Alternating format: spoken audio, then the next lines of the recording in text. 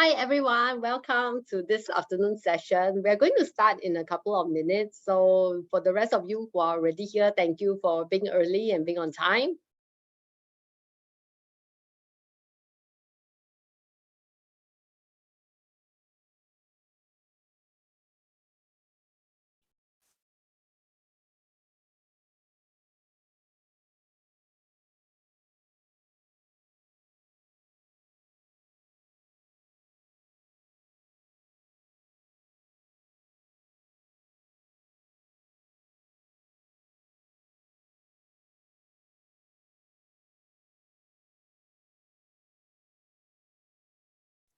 Oops.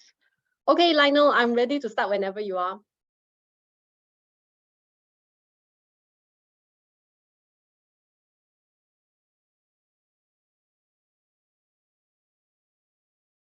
Okay, got it. Oh, hi everyone. Welcome to this afternoon session. My name is Eileen, and today I've got my buddy Lionel here with me. And together for the next 1.5 hours, we're going to deal with interview derailers.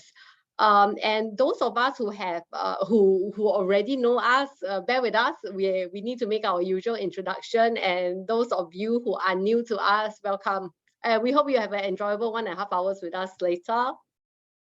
Yes, welcome one and all. Thank you for your support for those who have returned again to hear from us.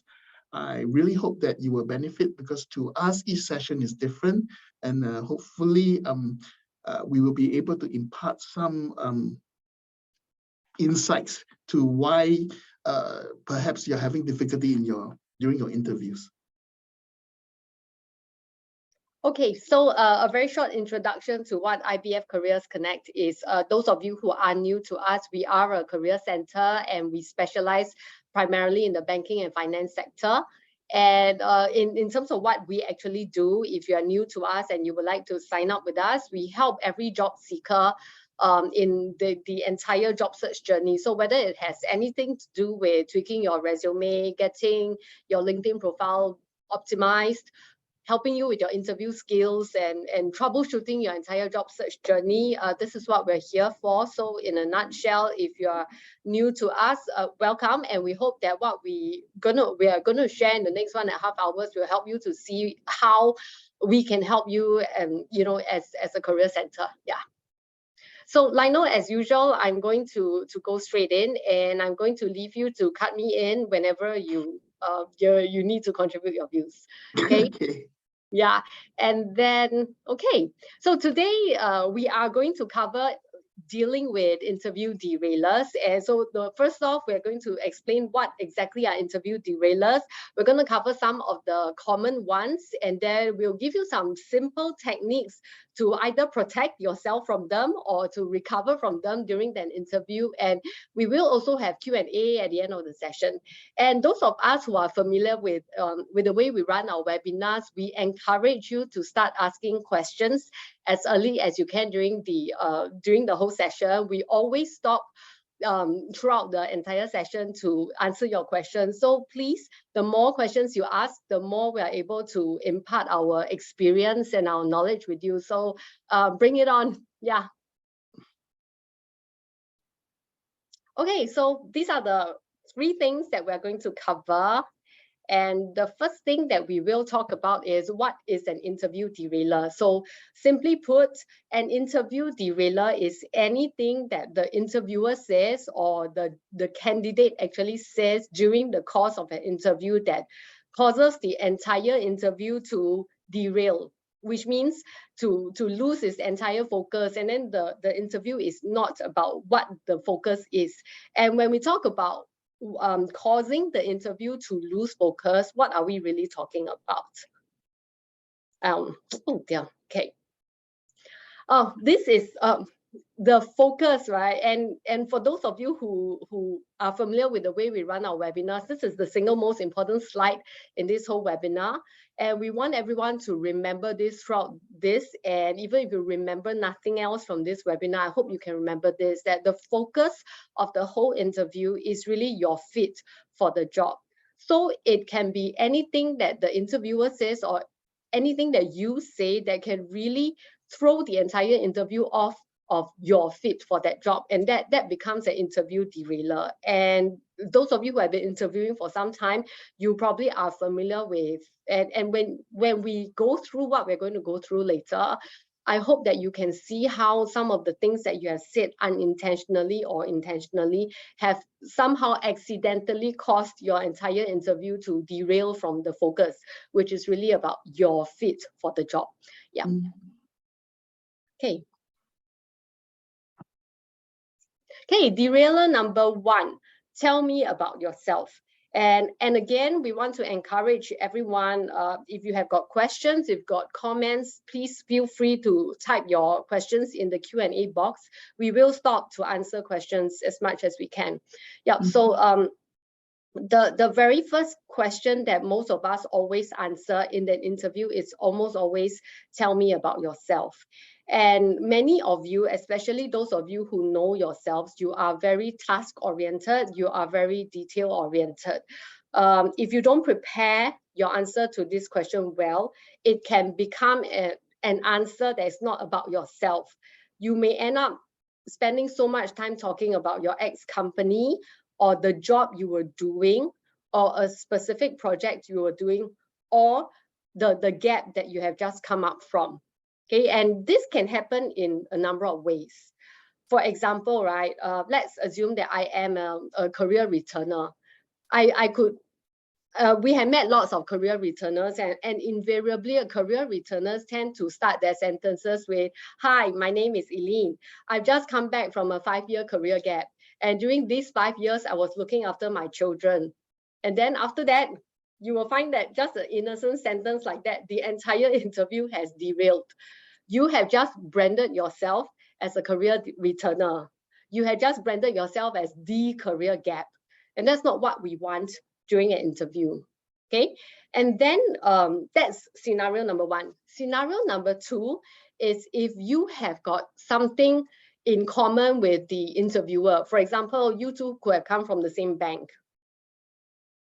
And then you start talking about things you know about that bank, which is your ex-company.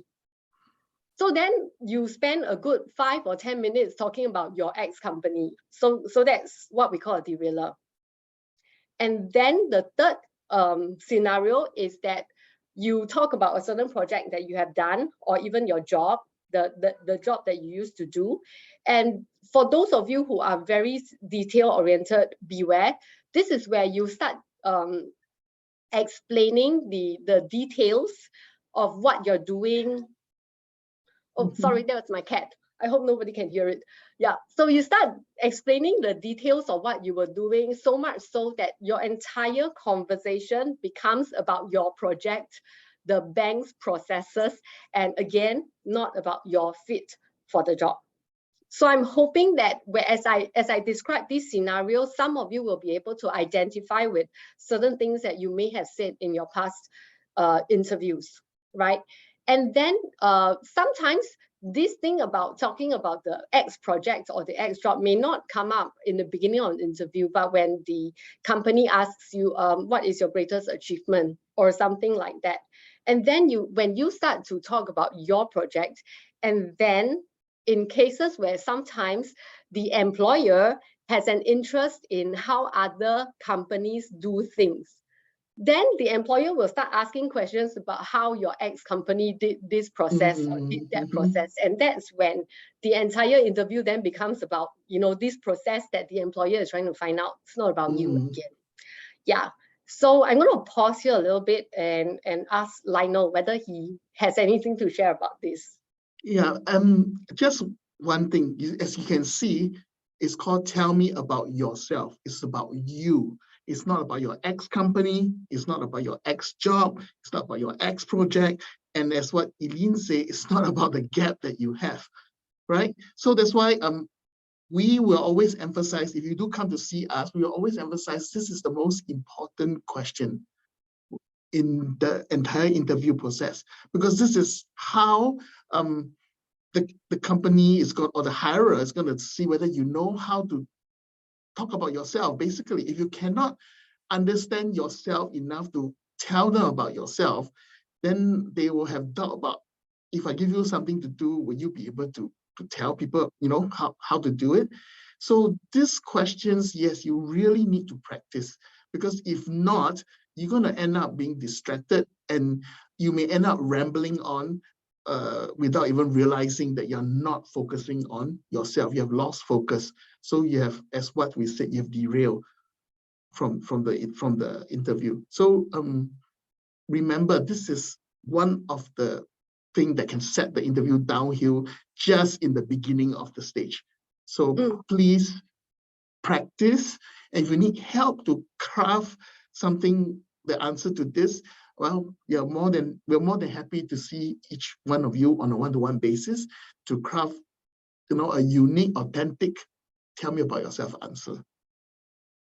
And thanks so much for that, Lionel. I also wanted to add on also that it is, remember that slide that you're all supposed to remember, right? The focus is about your fit for that job.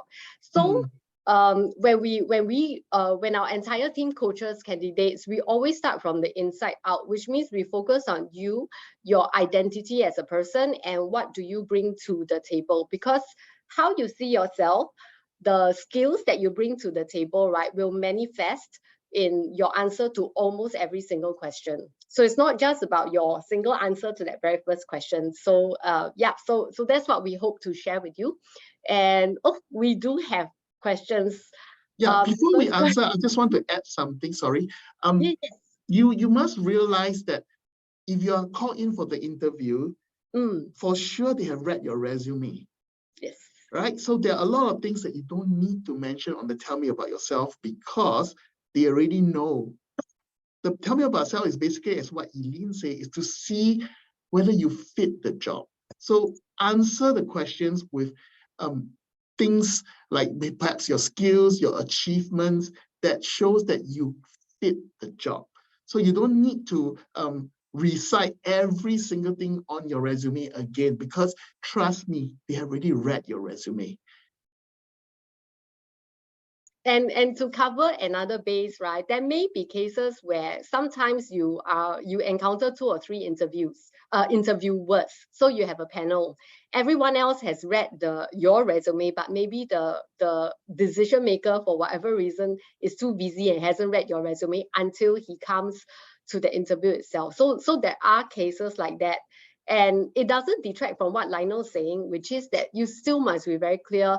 The things that you're supposed to say during the interview is about why you're there and what is it you offer that is so special to them that they have to select you. So that's what we're trying to say. Yeah, so question number 1, how to answer smartly when asked, why did I leave my job? Okay, thanks for that. This is actually derailer. I think it is derailer number 2. We are going to talk about that, and we do have techniques to share with you when you want to answer that. But to help everyone, right, many times interviews derail even due to very, very innocent questions. Why did you leave the job? What were you doing during your gap? The interviews, or what is your greatest achievement in life? The interviews derail when the question elicits some sort of emotion from you, and then you get carried away. And how this can look like, let me share with you an example. So I once was practicing with a candidate, and then the candidate was asked, what is your greatest achievement in life? Okay, so it can be anything. So she said, my greatest achievement in life is to raise my son, who is along the autistic spectrum. And the thing is, it was a very commendable achievement for her. But the thing is, her mention of her son, it made her very emotional, and then she broke down into tears during this practice session. So what we're trying to say is there are many types of questions that are actually very innocent and neutral questions, but because of some trauma or some good incident that you have encountered in the past related to that question, it brings up some what we feel are unnecessary emotions that will totally set you off and derail you during the interview. So this is what we want everyone to be aware of. Yeah, and when asked the question, why did I leave the job? Many times people trip up over this because of the negative emotions, be it bitterness, toxic emotions, grievances suffered at the previous job. that is elicited during the interview, and then you cannot stop that bitterness from coming out throughout the rest of the interview because of that, and that's what actually trips you up.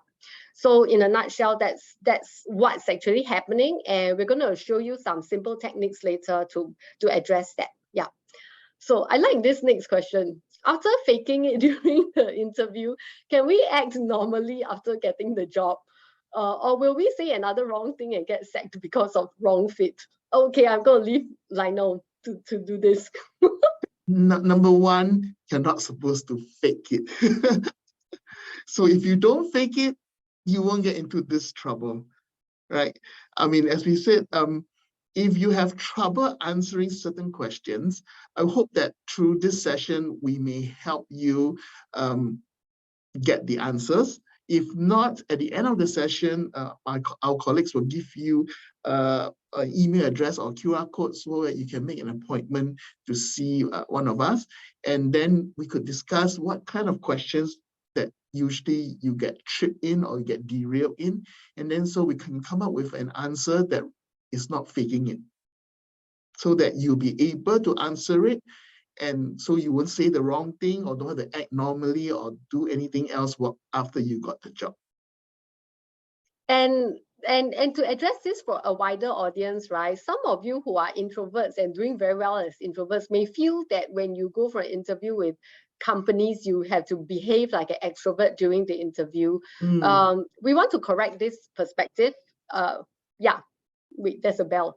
Okay, we want to correct this perspective, right? Because companies, when they interview, right, they almost always interview for a certain set of attributes, and introverts have their own value to offer.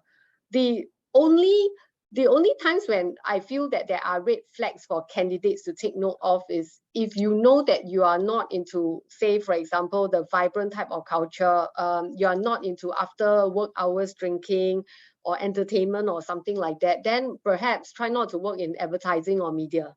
So those are some broad guidelines, and that will also reduce your chances of actually needing to fake it during the interview. Yeah.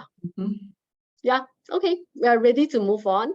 Why don't you ask the next question, because this is a very good question, which is how long should this tell me about yourself be? Yeah, I'm asking you now. I would like the more knowledgeable and more professional gentleman to answer. Okay, 2 minutes. 2.5 is a little bit, but for me, 2 minutes. You should be able to tell the interviewer about yourself as an intro for that 2 minutes. And if, for example, if it's not enough, for sure, there'll be follow-up questions. And so yeah, go ahead. Yeah. Oh, sorry. I wanted to also share that for those of you who are still not sure what to put in your tell me about yourself, yes, you can prepare a general one that you think will fit for that particular company.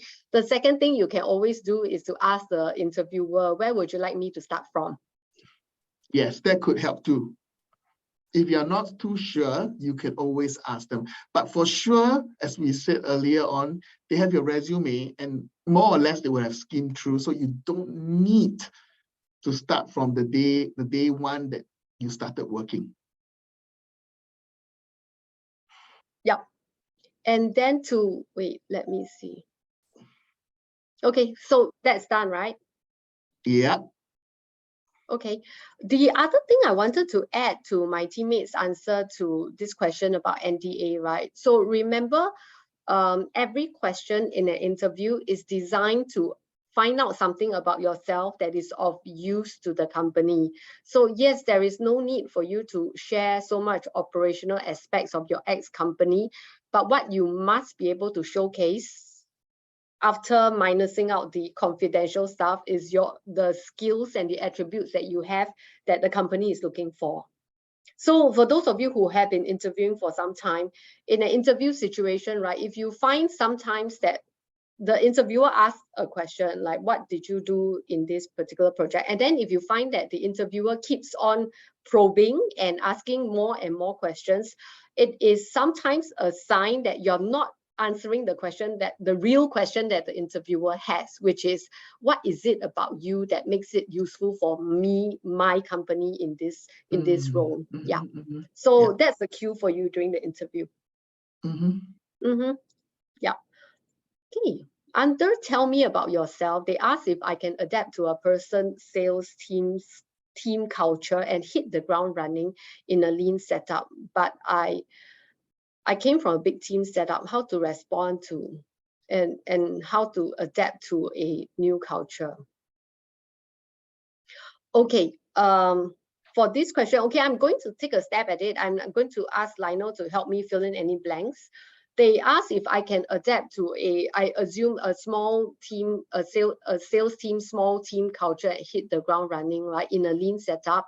And if you came from a big team, I believe that within your big team, you would have had experiences breaking out into smaller teams. So you can share experiences of how you work together in a 2 or 3 man small sub team.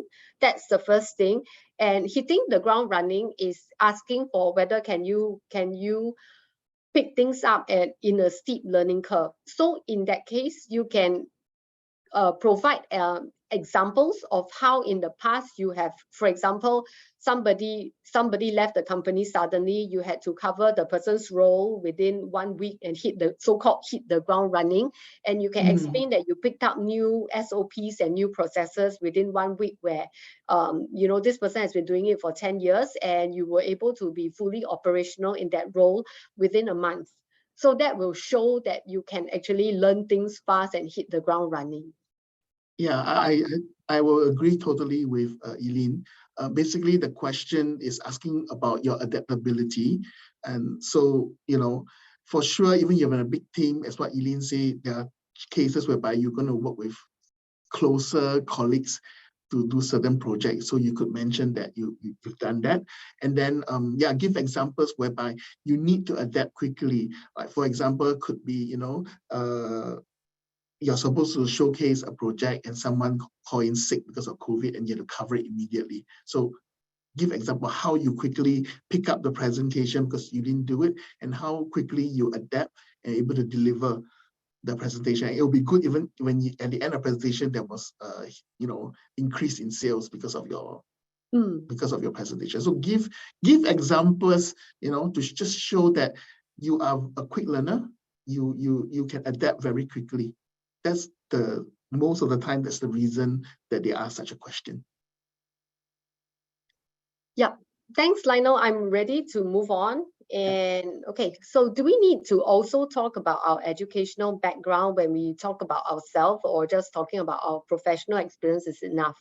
Again, the context is very different. If you are a fresh grad, if you're a fresh grad or someone who is an early careerist with just a couple of years in the industry, and if you come from an Ivy League university, something that's to be shout about, then you need to, you need to keep that in. Otherwise, if you've got at least 5 years of experience with you, there's no need to mention education.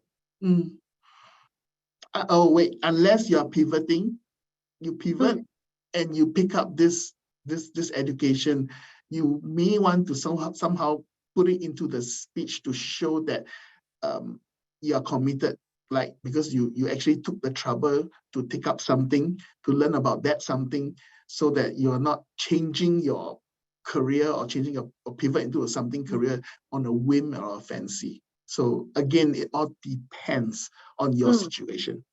Yeah. And always remember, right, whatever piece of information that you offer is designed to show something about you. Yeah.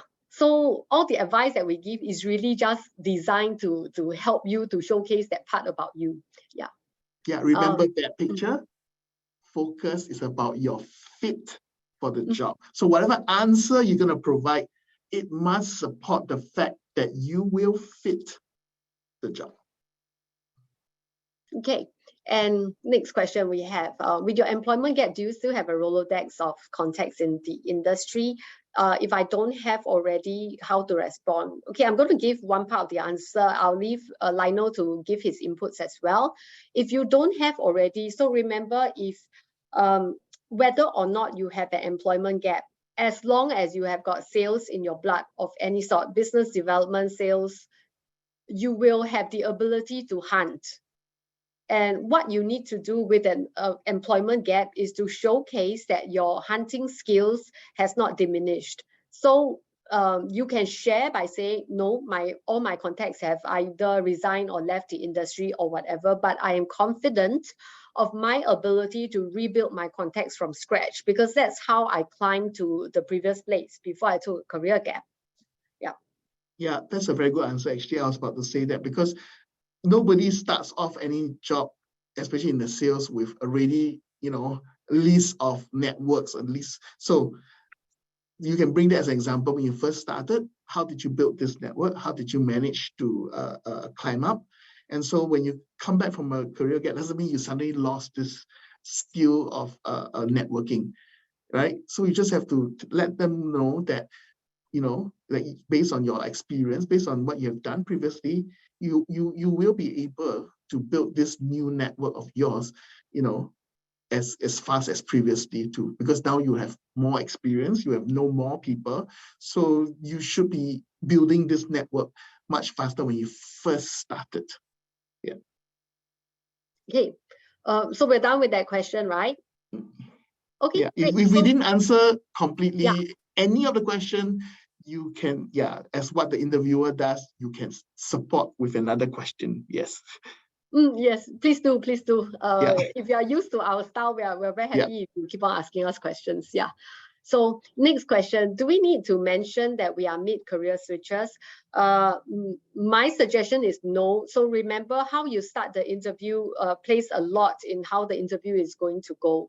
So my suggestion is, if you are coming back from a gap, right, never introduce yourself as the gap. Don't introduce yourself, hi, I'm the mid-career switcher, because then the entire focus of the interview is going to be why you want that switch, and not your fit for the switched job. Yeah. And same thing. Oh, sorry, Lionel. Yeah. So I would just. It comes back to the same thing, because number one, they would have read your resume. They would have known that there is a gap, unless they ask you. Yeah. Right? If they never ask you, don't bring it into the conversation. Yeah. Same thing. And to if there are any back to work moms or back to work dads, back to work parents out there, never introduce yourself during an interview as, hi, I'm a back to work mom, I'm a back to work parent. It's an instant negative branding. Because they know, trust me, they have read and then they look, especially if you provide a chronological resume, they would have seen that there are gaps. And if they still ask you in for the interview, means this gap, may not be that important to them. So you don't need to introduce it unless, as they said, they ask you. So if they never ask you, you don't have to bring it in. Okay, so for the next question, why are you interested in joining the banking industry? So again, this is one of these cases where you need to have done your due diligence in researching for that job, and what specifically about that job is interested to you. I mean, it's interesting to you. Can you work 24/7 or as RM in?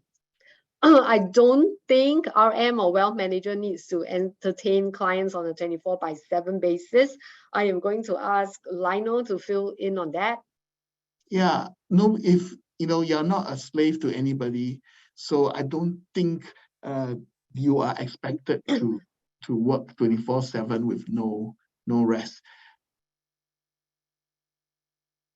Okay, thank you. If an individual is in between jobs due to restructuring, how does one share it is due to restructuring that you're looking for a different role? Totally legitimate reason. Nowadays, in today's age and time, there is no more stigma attached to retrenchment or to restructuring. So feel free to use it as a reason. Yeah. Okay, so shall we carry on with the slide? Let's do. Okay, let's move on to derailer number 2. Okay, inappropriate exaggeration or details. So for example, I have a very dear candidate of mine, and she once told me, I've been dealing with a health condition for 3 months. And then I asked her what it was, and the answer was, I had acid reflux. So the thing is, right, sometimes this is what we call an inappropriate exaggeration, because if a condition, a health condition, whatever it is, does not affect your ability to do the work that you're applying for, there's no need to mention it, there's no need to magnify it, or call it a health condition, because when you use words like a health condition, people are going to get frightened off, and then immediately the health condition becomes the biggest words in the mind of the interviewer. So that's one example. And if you look at the second bullet point, even if you are really going through a messy divorce, and if you're still fighting for custody, notice I chose these words for a very specific reason.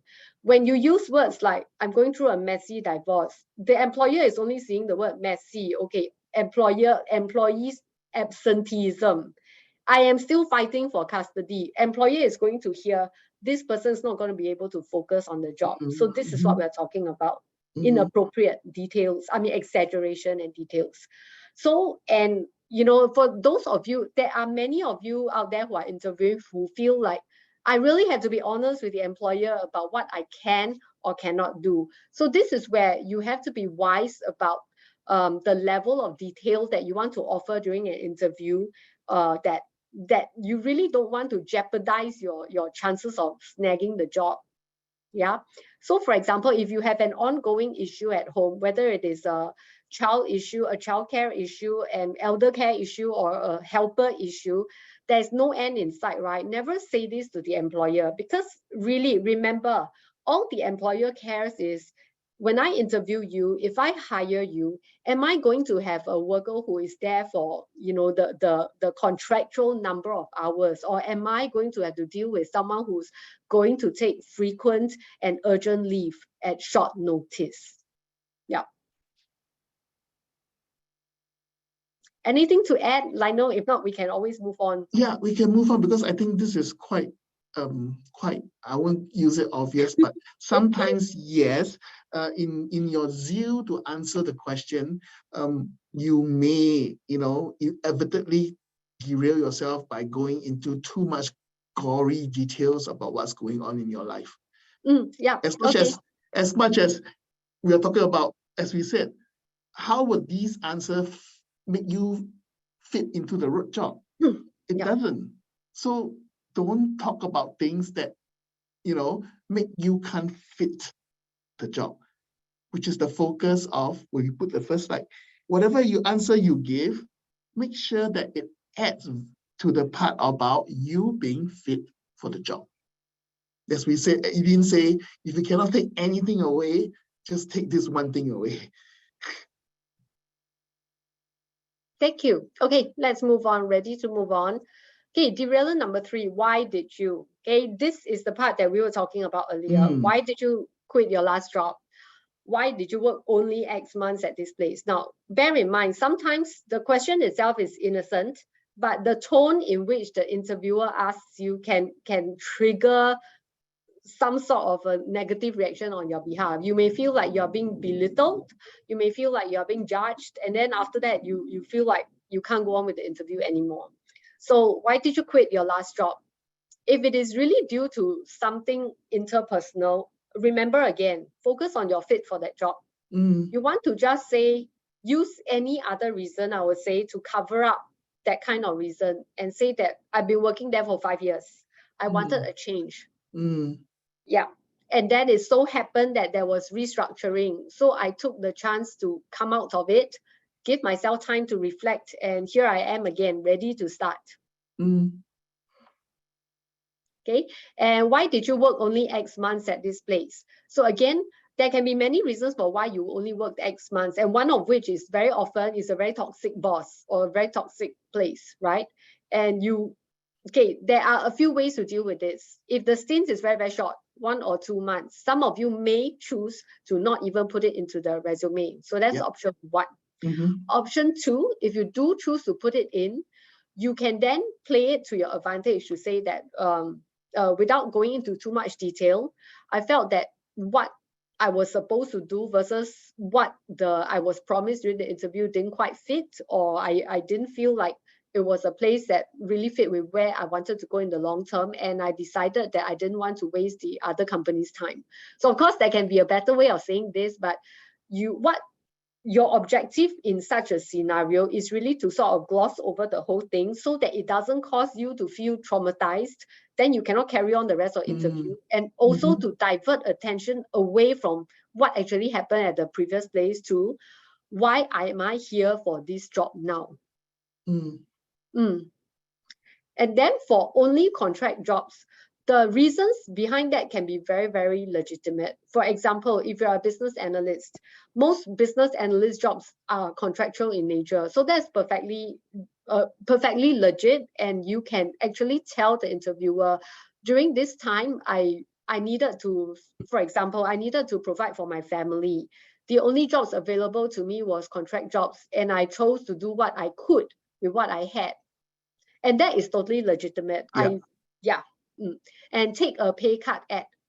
So in this scenario, right, of course, if the real reason was that you were desperate to get out of the previous company, that's not what we want to hear. So you can always say something like, this company, even though it offered a pay cut, but it offered me the opportunity to pick up something that I have always wanted to learn. And therefore, I jumped at the opportunity. So if you have been listening to what I'm saying, notice the words that I used. So I used words like, I took the opportunity, I jumped at the opportunity. So these are words that show that you have ownership, you have proactivity, you took initiative. And then this will help you to quickly gloss over that part onto why, talking about the current job. Yeah, it's correct. Don't dwell too much on all this. Just give a very straightforward and clean answer on what made you make the decision. The key thing is, you made the decision, you took charge of the situation, and that shows that you have character. It shows that you have resilience. It shows that you know how to take care of yourself and your family for that matter. So use these as opportunities, as what Eileen say, to show that side of you that perhaps you don't write in your resume. So by answering the way that you answer, you are indirectly telling or inferring to the hiring manager that, hey, you're a good guy. You or good girl, you actually, understand yourself. The key thing is you know about yourself. You did your analysis of the situation, and you took the best option, right, that is available there and then. And that's what they wanted to hear, that you took charge of the situation, you are in charge, nobody forced you to do this, you did not do it because somebody asked you, like my friends asked me to do it, or my mentor asked me to do it. No, you did it because you weighed the situation and you took the best option at that point in time. Ready to move? I'm ready. Okay, let's move. Okay, derailer number 4, awful accusations. Now, these are real instances. Okay, we didn't make this up. So item number 1, you were retrenched twice. There must be something wrong with you. This was said by a recruiter from a famous tech company that's been retrenching recently to a candidate. So what happened in this case is what we talked about just now. The candidate felt so condemned that she broke down in tears. She couldn't carry on with the interview anymore. So again, bear in mind, guys, it is always the emotions that the questions or the words used by, or the tone used by the interviewers that are going to affect you, and then that's going to cause you to freeze up and not be able to answer questions. So that's that. What, you took 5 months to find a job, and then the inferred thing behind that is there must be something really wrong with you, or what else did you do besides job hunting? So in this case, the follow-up question from the interviewer was, what? All this time you did nothing but job hunting? You didn't even get a part-time job? So these are actual things that can happen during an interview, and you need to be prepared for such things. Yeah. Okay, how should I phrase it when I'm asked to leave due to reconstruct? Okay, we're gonna cover that later. So let's finish. It's one of the one of the technique. We'll cover that later. Just hold your horses. Okay, so derailer number 5. Sometimes an interview can go too well. And when we say too well, is that you become very charmy with the interviewer, or better still, you were actually friends with the interviewer for whatever reason, right? And then questions start coming up like, when are you getting married? When are you going to have a baby? Now, again, there is reason behind this, because there are employers who look at whether someone is of marriageable age, because then they have to give marriage leave. Then there are employers who look for whether people are of childbearing age, because then they have to offer maternity leave. These are all liabilities in employers' eyes. So again, be careful about answering such questions. The other question is, where do you live? Where does your spouse family work? What were your salaries at the last jobs? From my perspective, these are actually totally unnecessary questions, and I would not want to answer those.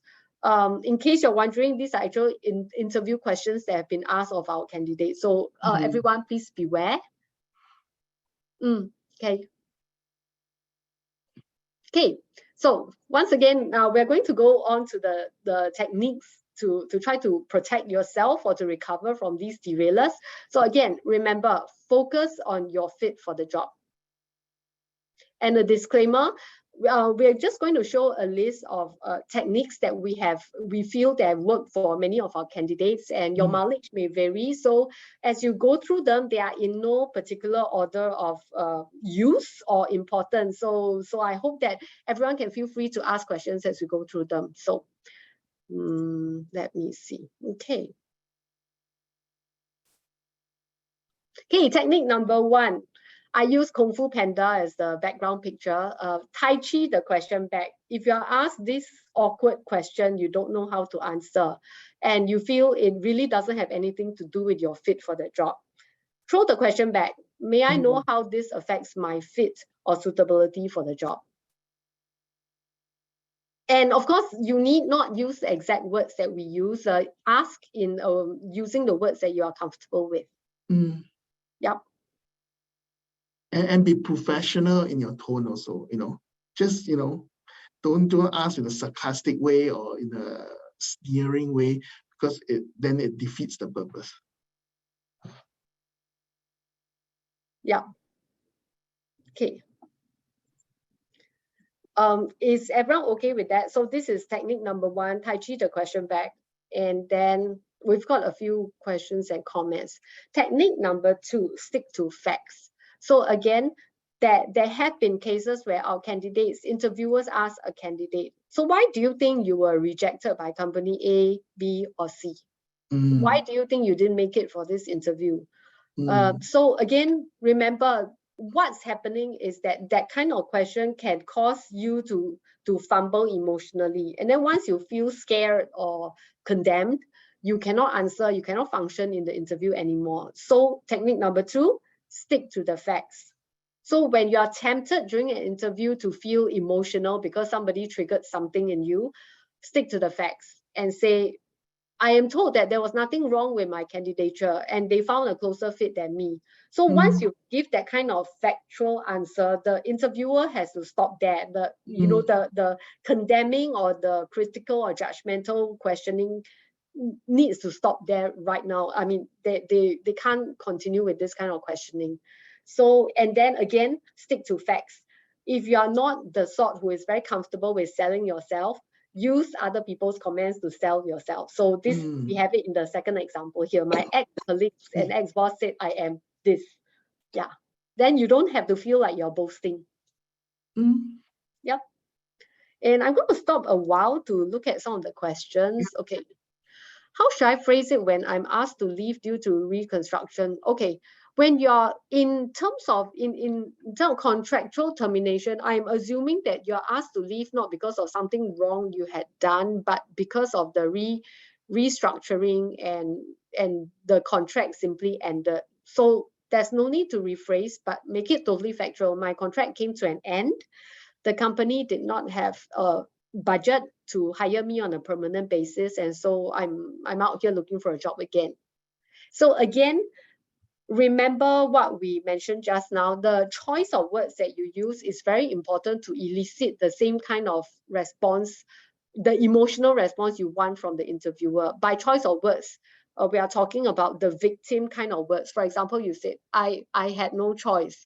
My company retrenched me and then I was left with nothing. So I am out looking for a job. So that sounds totally like you're a victim of circumstances. But if you can use the words like, oh, I was given a package to leave and I very happily took the package.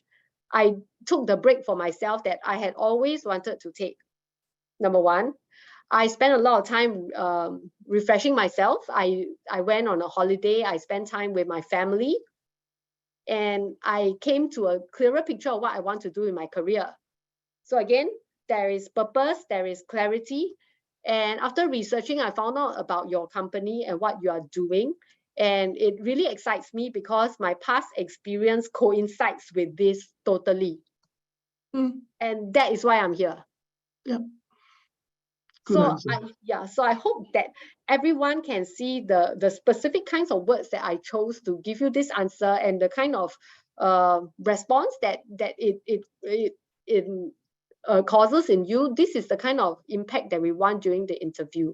And as usual, if you need help doing that, please come to our team.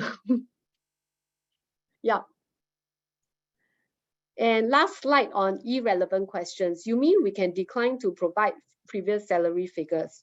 Okay, thank you for that question. I think it's a very good question. Providing salary figures, right? We are talking about during an interview. Now understand that nowadays many HR or talent acquisition or recruiters call candidates without even promising an interview, and just the only question they ever ask is, what is your last drawn, or what was your expected? So my suggestion is never answer that kind of question, even if you never get a call back. Because almost always, if they ask salary question right at the beginning, likelihood is they are using it as a filter. Even if you give the answer, you may or may not guarantee yourself the interview. So that's one part. The second part is if during the first interview they ask for your last drawn, I would only offer the last job. The reason I'm saying this is because we have had candidates where employers required them to declare the previous salaries of all the previous last jobs for the last 10 years. And to us, that is a sign that the employer is actually fishing for information. Yeah. I can understand that it's very tricky when it comes to salary, but I agree with Eileen. You try not to review it. So, one of the ways, as they mentioned, is try to Tai Chi it, right? So by knowing how much you pay, how does it affect? Or you could also answer like, can I know more about the job before I tell you what my expectation is? Because if I do not know what this job is all about, how can I tell you what my expectation is, right? Yeah. So-called, it's like a Tai Chi. You throw it back at them and said, explain to me why you need to know, right? Because you want to know what is my salary. So I'm asking you back, why do you need to know? And if they can give you a very good reason why they need to know, then okay, answer it. But if not, and if you're afraid, if I don't answer, they're gonna end the interview, I'm not gonna get a job, then you have to ask yourself, do you really want to work for a company that's going to base a value on you like that, without even knowing you?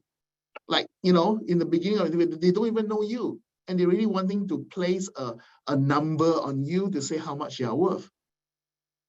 So you really need to ask yourself. I can understand it's a very tricky question. There's no perfect answer, but as what Eileen say and what we say is, you got to get clarity about yourself. What is it that you're willing to work for or to go for? And that should give you enough reason to whether you want to review it or you don't want to review it. And bear in mind, right, even when I say reveal, I am only suggesting that people reveal your last drawn of the most recent job, because that's something you can't lie anyway. But to ask you to reveal your last job and all the way back 10 years, no, I think that's totally uncalled for. And also to ask you to give a figure for expected salary when they have not even explain the job scope or even Yeah. share with you about the company's pay structure, whether they have bonuses or insurance or medical benefits, or, for example, work from home benefits.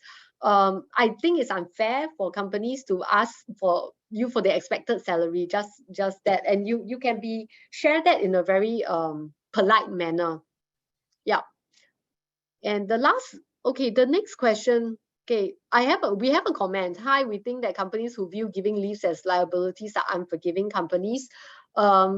Regardless of whether they are unforgiving or not, bear in mind that many small to medium enterprises actually have this kind of mindset going on. Yeah. So if you're going for small to medium companies, just be aware of the kind of dynamics. So that's done. The last derailer slide, what is the best way to answer besides staying calm? I'm assuming that you're talking about the irrelevant questions, right? I think so too.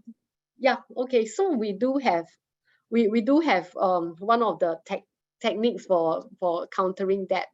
Okay, I asked this before, how it affects my suitability. The interviewer suddenly turned angry, shouted back, and said, "Why are you so sensitive?" Then you don't need to. Yeah. As what we said, then you have to decide whether you want to work for that company. Yeah. And in fact, so the interviewer was probably very, very triggered by, so again, we've been talking about words that cause emotional triggers in you. So in this case, the interviewer got emotionally triggered by this thing. Yeah. So once again, make the distinction between your last drawn versus your expected. Don't offer the expected until you are, I would say, reasonably deep in the interview process, maybe close to the hiring decision, and then you start talking about your expected. Yeah. Okay, what is your age? You look old already. Okay, so again, if an interviewer asks, what is your age, right? First thing you do, please stay calm. It's awful if people straight out tell you, you look old already, don't have many years left. I think that at that point, I might just be very rude and walk out and leave. Yes. And I might say that, hey, you don't look much younger than me either, and then just leave.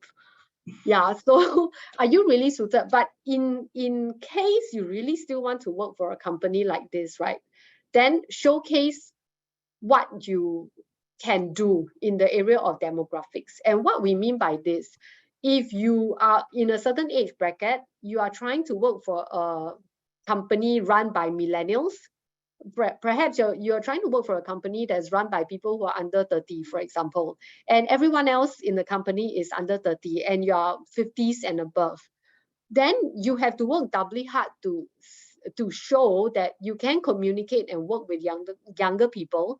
You have to work doubly hard to overcome or debunk the kind of biases and stereotypes that people have about people in their 50s. And if you don't know what stereotypes people have about people in their 50s, then please come and talk to us. We'll have a chat with that, and then we will, help you to refashion yourself, if that makes sense. Yeah, so I hope that helps. If not, please ask your question again. What if for my three most fitting job interviews, instead of offering the job to me, the company decided to re-advertise? So again, for that, right, I will just, if you can, ask for feedback. If not, I will just move on. And there are many reasons why the advertisement is still there. Sometimes it's just a matter of they forgot. It could be simple as that. So don't take it too, as we say, emotion can cause a lot of derailment. Don't get too hung up about it, right? Because there's many reasons why it's still there that, that is not your fault. Yeah, that's not your fault. And I think this is a very important message we want to bring across to everyone, because many of these interviews that derail leave candidates feeling very discouraged and totally broken up after the interview, and you can't move on with your job search. So we just want to encourage everyone. Sometimes the interview stops there. It's not even your fault. By all means, take responsibility for what you need to improve. But beyond that, stop blaming yourself and just move on. Don't even waste time getting bitter at the company for whatever reason. Yeah. Not worth it. It's not worth it. Yeah. Yeah. And then, okay, we have the next question. Your boss is half your age. Can you work under her? The team also younger than her. Okay, then in this case, right, the thing you really need to address is two things. Number one, can you take instructions from someone younger? You need to showcase this with evidence that you have done so in your past jobs. And number two, you can hang out with a younger crowd and be part of them. So again, this one is some is evidence that you can showcase either from your own personal life, your the hobbies you have, or for example, and also the third thing that you want to be careful in a situation like that is that you have to make sure that you do not present a threat to the boss. Yeah.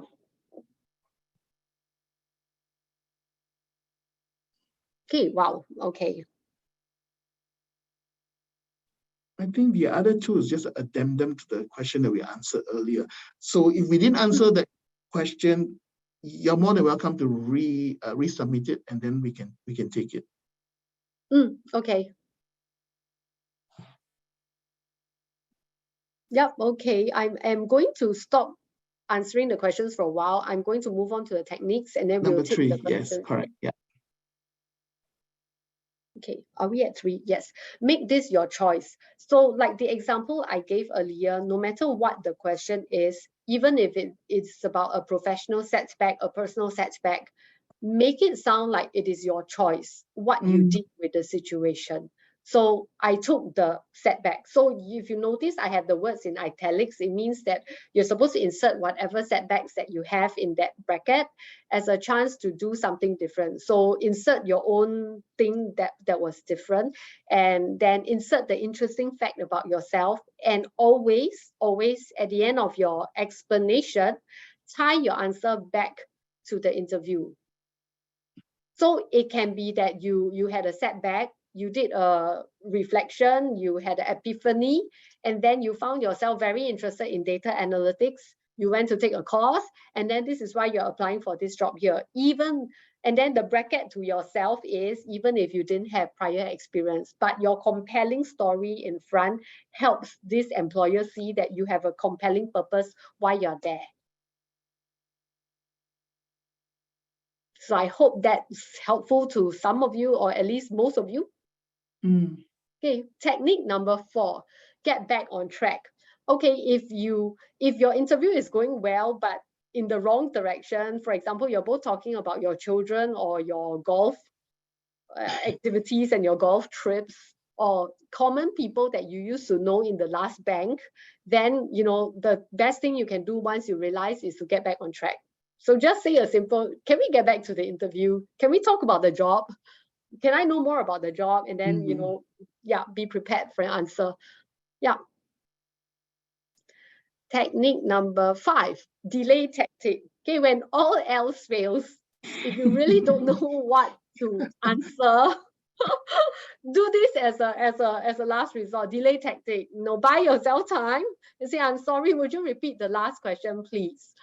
And then, pretend, I wouldn't say the word pretend, but can you explain what you mean by, and then, say the terms that you don't understand. So that should buy you some time to, in your mind, come up with it, and some answer that will sound plausible to the interviewer. Yeah. Yeah, you may also say things like, okay, would you like to clarify what you mean by this? So, or try to, as we said, delay, but at the back, your mind needs to build up this question, build up the answer to the question. Okay, we are ready to pause here to answer the questions again. Okay. Okay. My current salary in MNC is too far from my last drawn. As such, it will it be reasonable that I ask back for a salary closer to my last drawn instead of current role in an SME? Okay, our teammate is answering, but I'm going to leave our teammate to answer that. Yeah. Okay, what if you were told that there's a salary budget, and by answering the question on your salary, it will help the company if you fit the budget?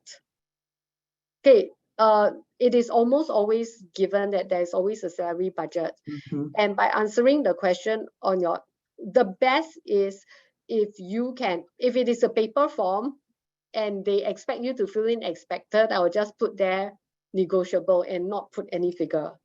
Because again, until you are deep enough in the whole process to understand the benefits that they have, I really would not give any figure, because then if they had a good budget for you and you put a lower figure, chances are they might not give you that higher budget. Yeah. There's always a budget, trust me. Without even, there's definitely a budget. And I think in some of the session that you attend, if you are with us, you will know that the interview, besides we said to focus on how you fit, the more you give the answer to show that you fit the job, the likelihood is the more they will like you. So if they like you, most of the time they would try to hit the upper end of the budget. If not, some rare cases, they may even, create something so that you can go above the budget. So, don't let this thing just trap you into as this is also another type of derailer where you throw you something like this and then you keep thinking about this, and then you realize that all the preparation you have for the answers no longer is going to surface up. Yeah. And okay, I have got the question about another country via LinkedIn. Our teammate is answering that, so I'm going to leave it to my teammate. And HR said during the screening call, says, if you don't tell me you're expected, you're playing games. Don't waste my time. Are you going to tell me or not? Okay, so first off, if the HR is so rude to you, I think twice about proceeding with it. And if you really feel desperate that you want that job, then give a figure that you're comfortable with. That is really if. And the third thing I want to caution everyone is that there is such a thing called ghosting that's going on, which means that there are many headhunters or recruiters or talent acquisition people who are calling people during a screening call without even, the promise of an interview, just asking for their salaries. You don't even know enough about a job. They don't even provide enough information about the actual job itself, and they want to know your current or expected. So my suggestion is those are most likely to be fishing for information, or they are likely to, the position may not even be around.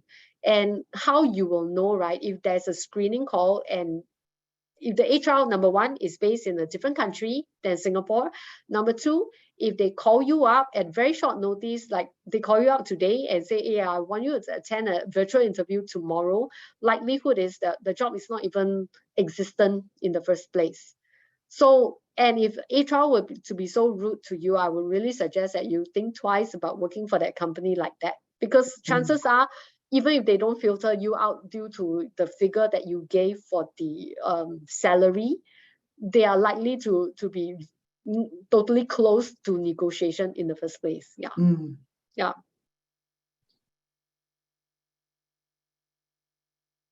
Okay, and we have this question, or rather this comment. You're not sure what I mean by those above 50s must work doubly hard.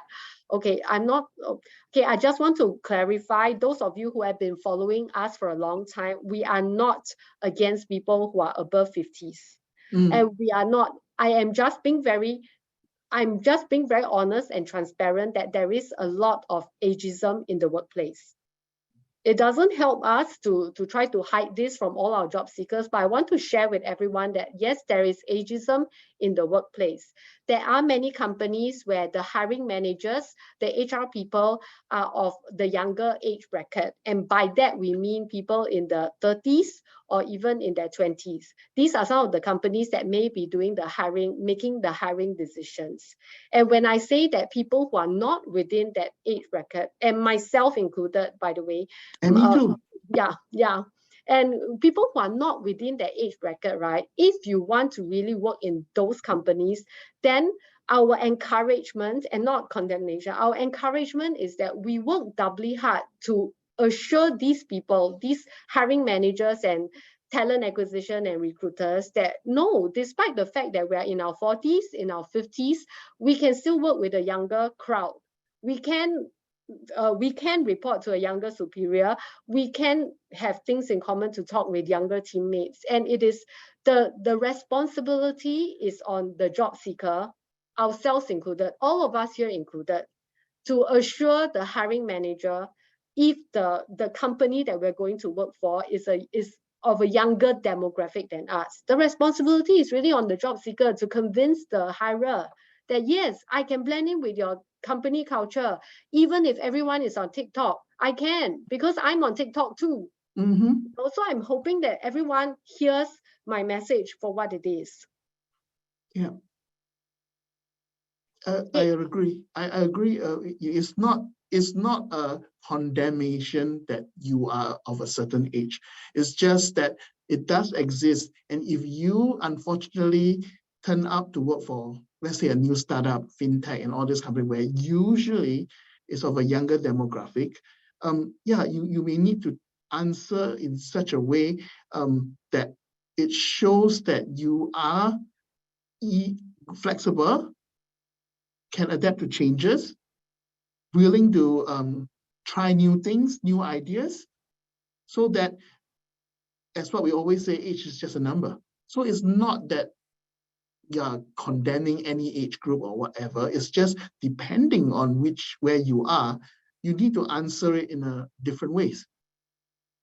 And I also want to assure everyone, right, this age bias or age discrimination works both ways. So, you know, if someone in the 20s is going to work for a company that is staffed by people who are, 60s and above, then that person has to blend in with the older demographic work culture. So someone in their 20s cannot be going to the workplace and constantly, playing with the mobile phones, constantly, or wearing clothes that offend the people who are in the 50s or 60s. These are very real considerations. So in the same way, this thing about age stereotypes, it really works both ways. Yeah. And when we say that there are age stereotypes, we are saying that every age group needs to be aware of the stereotypes that are attached to the age group. Every age group has, correct. So if I'm in my 20s, the stereotype that people have about someone in my 20s is that I am flighty, I'm not stable, I cannot stay on the job long, I cannot work hard, I cannot focus, I cannot, I take leave over very small things, and I need mental health days and so on and so forth. So that's one thing. When I'm in my 50s and in my 60s, then the age stereotype that goes on with this group is that I'm, slow with technology. I cannot learn as fast as the younger ones, or I don't even know what TikTok is. So this is what we're saying. The stereotype itself is neutral. It's what we attach to them, what we do with them, that decides whether we overcome that stereotype or not. So I hope this answer satisfies you. Okay. Told the interviewer, we have a next question. So we are in good time. I told the interviewer that I did the SGUS, and she said the tools used are intuitive, and she wants to know if I have deep expertise. How do I respond? Okay, I'm going to leave it to my teammate to answer that. Yeah.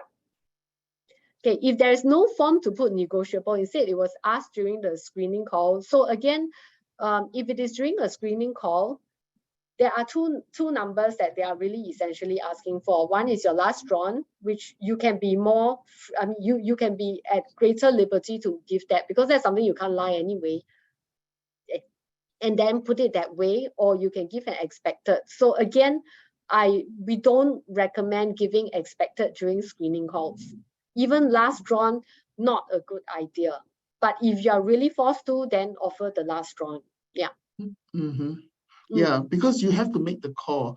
I mean, if during screening they ask these questions, I mean, you have to really decide, because if you do not know anything about the job and they do not even know you, and they start screening based on the salary, the number, you really have to think, do I want to work for a company that's like that? Right? But of course, it's, again, we cannot say anything, because you could be looking for a job for a long time, and any opportunity to you is something that you would like to take. Then, as what Eileen said, just offer your last drawn, which you cannot lie anyway. Okay, we have a next question. HR called and said hiring manager knows me, but was shocked why I applied for such a junior position. What should I say?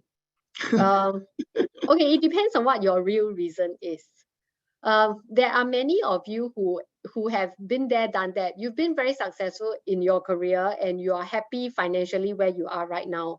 And you are really open to having junior positions because you're not proving yourself anymore. You've already built the career that you want and you just want to be mentally and economically productive. Feel free to say that in the most polite way that you can. And some of you may be very motivated by the desire to mentor the younger generation, transfer your expertise to younger team members. So by all means. And then you may also want to say things like, I've been in management roles for a long time. I really don't want the responsibility of being a team leader now. I'm happy doing the operations because that's what I'm really good at and what I like to do most. Yeah. Of course, it begs the question why the hiring manager don't, if they know you, they should be talking to you directly and not through the HR. But anyway, yeah, that's a bit fishy to me. Yeah, it's fishy. And mind you that again, there are companies who just like to call out candidates just to ask for last drawn, just as a phishing tactic. Yeah. They are not even intending to ask you in for any interview. So be careful about the figures that you offer. Yeah. And hold on, I just want to go through some of the questions. Just some of the questions have been okay. There's another question. Does everyone really have an interest or hobby? Okay, I want to thank you for this question. It's really, really important. I didn't intend to cover that during this session today, but yes, most people have an interest or a hobby. And if you're of a younger generation, if you're below 30s and below, and if your only hobby is scrolling Facebook and Instagram and doing, okay, be very careful about volunteering this kind of answer. I will share with you an example. I was once on an assessment panel for scholarship holders, and there was this young man who said, in my free time, I wake up, I scroll Facebook and I watch memes, and then I eat and sleep, rinse and repeat. So I actually had someone say that during an interview for a scholarship. Okay. And this is real. I didn't make this up. So be very careful about the kind of hobbies that you are volunteering as information. So first, yes, I think most people need to have do have hobbies, but you may not want to offer this kind of information. If your hobby is really scrolling Facebook, you may not want to offer this kind of information at the interview itself. And secondly, those of you who have been so busy working all your life, your entire identity has been wrapped up in your job, please take our encouragement and try to go and find a hobby. Because we do have many candidates who, after many years of having worked for many years, and then you find yourself jobless, right? And there's nothing else to do in your free time besides job search. It can get very depressing. It's very, very hard on you mentally and emotionally. And without a hobby to identify yourself with, right, you will find that you are left with nothing if you don't have a job. So those of you who are in between careers now, our encouragement is please go and just find a hobby, whatever it is, even if it's just reading, taking a walk in the park. It's just have a hobby because it's what will keep you sane when you are stressed out in the new job, and your life is not all about your job. Yeah, I think to answer those questions is also, again, go back to the focus. Does your interest and your hobby make you more fit to the role? If it's yes, by all means, let them know, right? Yeah. If it doesn't, then use it as a way for you to explain how you can de-stress, as what Eileen said, because mental health is really important nowadays, and the company will need to know how you can separate yourself from this pressure so that you can come back again and be resilient and go again. Because if you have a hobby that you could turn to, to keep your mind, as what Eileen said, sane, it helps. In fact, the company will be very happy to hear that you have a way to cope with the stress of what's happening, because it's nothing worse than you break down and then you cannot carry on working. Yeah. It's true. Mental health is very real, which is why we didn't used to share this in our workshops last year, but starting this year, we've started to share a lot more on that. And if you notice, those of us who have been following us for the last 1-2 years, we are now focusing a lot more about the psychology of interviewing and, you know, managing your emotions during your interviews, because that is really what's killing people during this season of job hunt. Yeah. And then let me see. So we are going through the questions. Oh, and about hobbies, right? Again, hobbies is not a section for you to fake it till you make it. So if you, for example, if you go and say that your hobby is reading, then one of the questions that the interviewer may What's ask, the last book you read? Yeah. Yeah, and having said that, right, if you do have hobbies, feel free to leave it in your CV, because it does showcase a part of you that that may be attractive to an interviewer. I will share an example from one of the investment banks that I used to know of. They used to specifically look for people with endurance sports background, because in their opinion, people with this kind of background can go on and on. They don't have to rest, they don't have to eat or sleep, and they don't need to stop. So read between the lines. Everything that you put on your CV does say something about you. Yeah. Okay. Now let me see. Are there any other questions that we have? Okay. Okay. I'm going through. Okay, does everyone really have, oh, okay, the answer, yeah, self-employed. Okay. No question. Oh, we do have, what if the interviewer asks if we have any questions when I have a lot more to market about myself? Shall I pick up some points that I can emphasize? Or interpret that question as the interviewer? Oh, you don't have to, okay, I feel you don't have to read too much about what the interviewer has asked, but I always feel that you need to go to an interview prepared with a lot of questions that you, about the company. So things like, what does it take for someone to be successful in this area, in this job? What does a typical day look like? And what's the company culture like? You know, is teamwork important and stuff like that? Yeah. And my suggestion is, of course, grab any chance during the interview to showcase your skills. Yeah, I would do that. Yeah. Okay, I have a next question. Okay, very good question. Okay, I'm going to leave my teammate to answer that, to type out his answer, but I want to address retrenchment for those of you who may be in the audience who did not pose a question. Is that answering that answering that question, right? In your resume is totally fine to put there restructuring. Yeah, and remember, where if you find answering that question difficult, it is because of some emotion that you have attached to being retrenched twice in a year.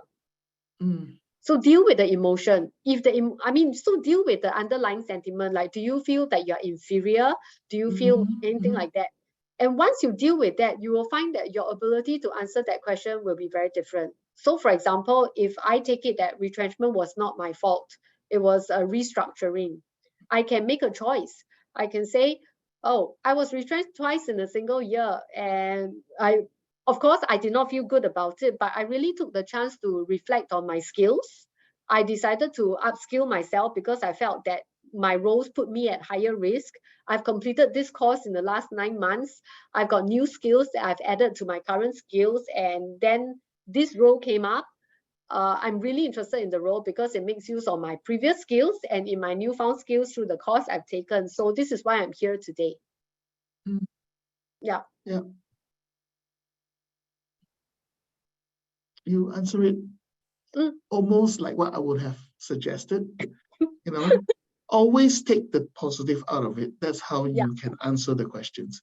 Don't take it personally. It's not against you. It's just something that they perhaps need to know for whatever reason. I mean, sometimes just down to bad luck. You happen to pick the second row and the company didn't do well, perhaps, especially if the company doesn't release any information about them. I mean, it may not be a public company, so it doesn't reveal their financial situation, or they don't need to announce to the news or to the government what's going on. So, these things happen. It's just, so it's take it in a good light. Take it, as we said, show that you're still in charge, regardless. As long as you show that you're in charge of the situation. You make your decision based on whatever option that's available, and nobody can fault you for it. I think the key, right, is that people who have faced retrenchment feel very vulnerable, because you used to have a job and now you're walking into the interview with nothing. Remember that if you walk into the interview with nothing, the worst that can happen is that you are walking out with nothing. Yeah. So I hope that helps to put everyone in a very positive frame that, look, there's nothing that I can lose besides a few hours just by going for an interview. So there's nothing that a nasty interview question can do to me.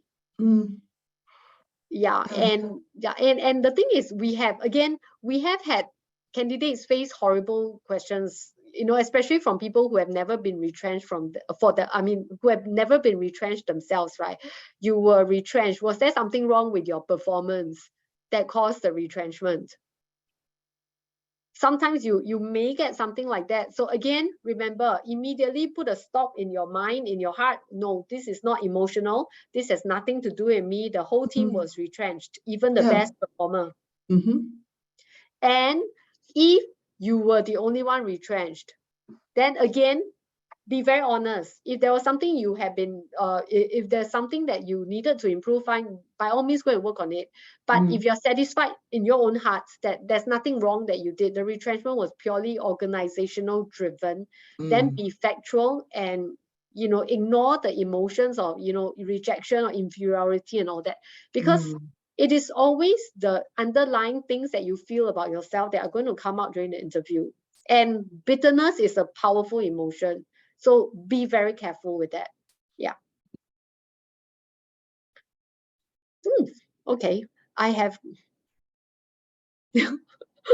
Okay. Before we carry on to answer the question, let me just finish up with this. Okay, final recovery technique. Dust the dirt off, right? So, if in spite of all these things, your interview doesn't go well, or even if it went very well and you still never heard from the company, remember what we have said, right? You walked in with nothing. The worst that can happen is that you walk out with nothing. And accept that you have done your best and leave the emotions behind. The thing is, many people get crippled in their job search because they don't have a hobby, and every interview rejection leaves them feeling like they are nothing. Okay, so I just want to encourage everyone, accept that you have done your best, leave the emotions behind, and the important thing is, please keep on moving. Just keep on moving. Yeah. And then, okay, I'm going to go on. Okay, if again, we have been reminding you since the beginning, if there's nothing else you remember from what we have covered so far, remember the focus of every interview is about your fit for that job. Everything that distracts or detracts from it, get back on track and move the interview back. And yeah, so okay, we've actually done all these, and I'm going to go back to the questions. Okay, I applied for a manager position, but interviewer at the end said they can only offer intern role for a year at least. Should I take on the job? Okay, Eileen, before you answer it, we're going to launch this poll that we usually do. For those of you who have attended our session, you know that this is the time whereby we'll launch a poll. It's very important to us to know, you know, are we hitting the right notes with you guys? You know, are we addressing the pain points that you might have, so that we can, when we prepare for our next session, we will adjust and then we will do better. We will always try to do better. Yeah. So while you're answering the poll, I'm going to continue with answering the questions. And Lionel, as usual, feel free to jump in. Sure. I applied for manager position, but interviewer at the end said they can only offer intern role for a year at least. Should you take on the job? Okay, it again depends on your personal circumstances. How long can you wait? And okay, number one, how long can you wait, and how much do you want this company? Because I always pose this question back to a candidate, right? Because the company that's offering the intern makes a lot of difference. If it is Google that offers you an intern for a year, I'm sure everyone will take it, even if they don't pay you for an internship. Yeah.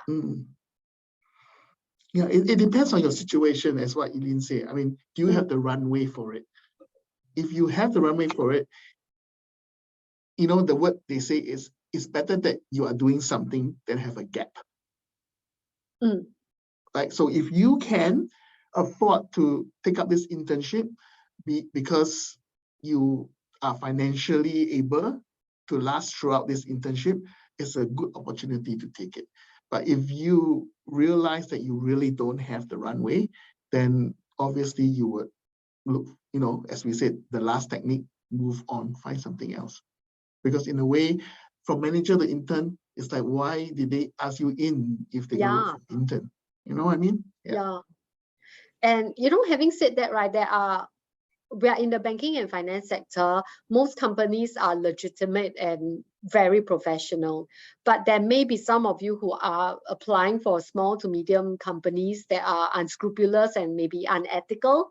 There are many companies that are, in the name of internships, actually hiring only cheap labor. So make a judgment call. What are you getting in terms of experience and exposure in return for the measly allowance of an internship? Yeah, exactly. Yeah.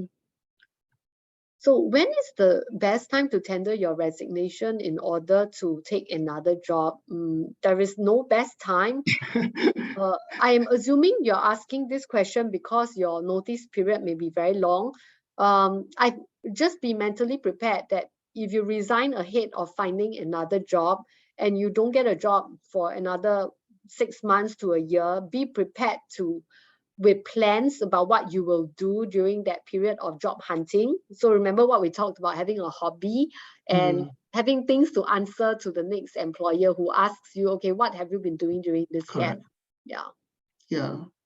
But you be advised that you could, you know, if your notice period is long, it just means that your position, your current position is really important, because they need time to find a replacement.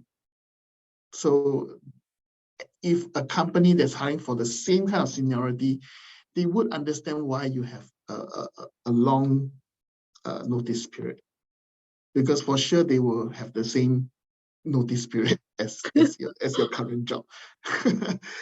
Yeah. And if I've been rejected during the interview, should I continue to apply for jobs in the same company? I usually would still try to apply, because companies these days may be very big and the HR may be very big. So you may be rejected for one role, but you know, there may be other roles that are suitable for you. So you never know. Yeah.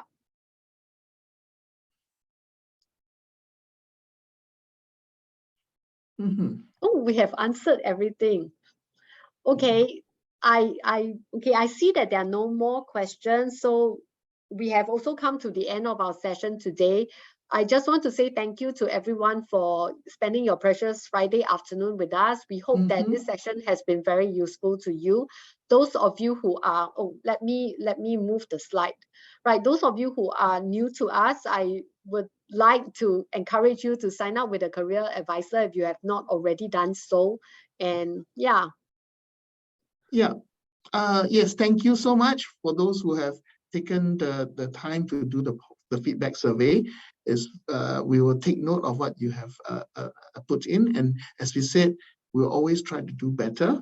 And for those of you who have perhaps questions that you would like to ask in private, feel free to make an appointment to see one of us. I'm sure we'll be able to help you to craft the answers to the questions that you feel are derailing you in your interview.